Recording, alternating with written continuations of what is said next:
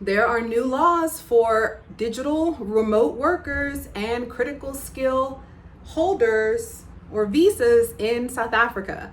They always are switching it up. I told y'all things are gonna change. It's not gonna be as straightforward as it has been to migrate to live on the continent of Africa.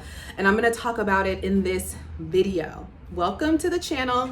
I'm Ashley on the channel Ashley in Africa. This channel, I share my experience of living and doing business here on the continent of Africa. I am in my third year of living here on the continent. In October, it will be 4 years. I've lived in both Tanzania as well as South Africa, where I currently live, and I'm here. I'm grateful. I'm loving it. And even though the process has been a process, it is still very much a process. It is it's no lie that home affairs here in South Africa is over 1 million applications behind in their backlog.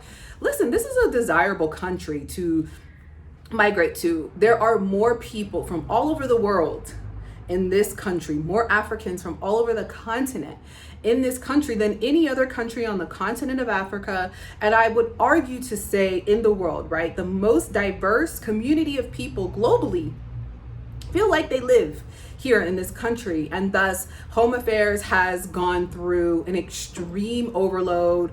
They're in backlog, but there is an article that came out this past week in Business Tech, I will leave it below, that the Home Affairs Department is going to launch a digital nomad visa, allowing people who earn money abroad to spend more time here in South Africa beyond their 3-month 90-day visa that they have, specifically as Americans, I think also as UK, but I'm going to speak in this video to Americans because I know what it's like for us only and specifically. All right. And so there are some new laws. I'm going to link that article below, but I want to just touch on them so that you can get some updates here in the video. So there were all of these digital nomad visas popping up, I'd say 2021, right? Where economies were looking to pull people that were still working remotely to their country so that, tourists were spending their US dollars in their economies. We're familiar with that happening in Thailand, in Bali, in, different parts of Europe. These digital nomad visas, and in the Caribbean, were something that went up, and they have yet to really launch one in South Africa.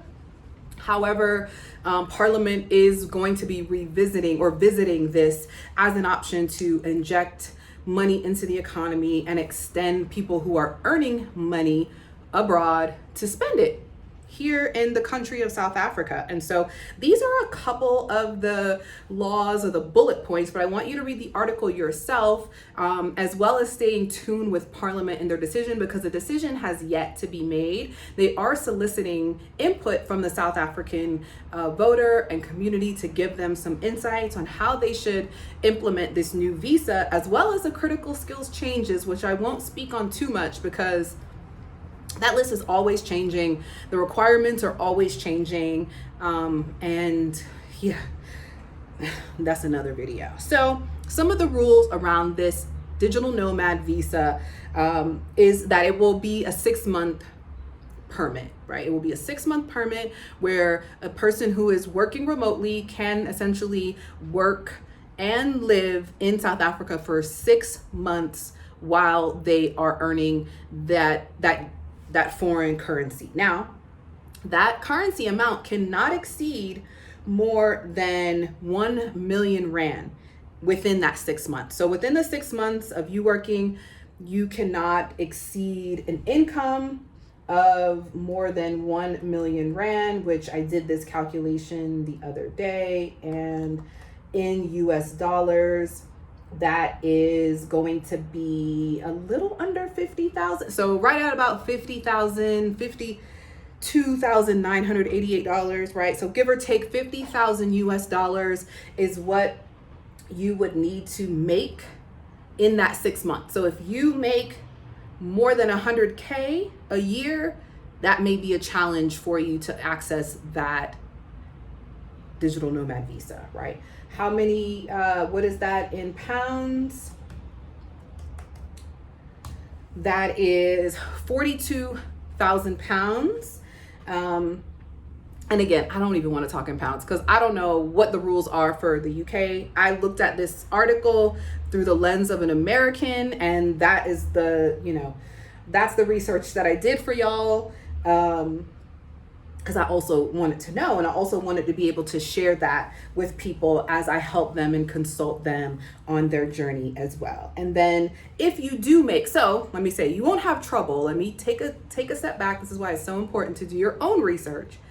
If you do make over that R1,000,000 in 6 months, you will then have to register with SARS, which is the South African, I think, Revenue Service. It's essentially the South African version of the IRS. And you have to register, meaning you're gonna have to pay some taxes to South Africa if you are earning more than that every 6 months. But I mean, that's fine. You'd be paying taxes anyway. For entrepreneurship, I think, again, like, I'm an advocate of entrepreneurship. Everyone should be an entrepreneur, whether you're an entrepreneur for your full salary or on the weekends as a side hustle, so that you have extra, brunch money or extra self-care money or extra vacay money. Everyone should be an entrepreneur. Entrepreneurship leads to economic independence. Economic independence leads to freedom, choice-based life. So why wouldn't you want to be an entrepreneur? I get it. And it takes time. It takes an ability to be creative. And oftentimes we're not given that opportunity when we're working to survive. So I get it. But and the way that you could also absolutely get access to this is as an entrepreneur. If you're making a certain amount of money, you can prove that. It essentially will allow you to hopefully be awarded this short-term South African digital nomad visa. So if you have questions about that, let me know in the comments below. If I can answer them, maybe I will. Otherwise, check out the link to the article below. And if in the meantime, you're just like, I need to know what visas are available right now, check the link in my bio. I have a complete guide to getting access to your South African long-term permit, whether it's retirement, whether it's study, whether it's work permit. There are so many options that are available to us as Americans today. And I put together a complete guide for you to have access so that you could navigate it. You can get access to all of the applications, all of the websites where you will need to do additional testing and additional background checks and all of that. All of it is in the guide. Specifically, it is only for American citizens, but if you want some help and you just want to centralize locations, be able to access that information, that guide, that complete guide is also in the description below. So if this video is helpful and valuable to you, like the video, share it, and subscribe to the channel. Until the next video, I'll see you guys.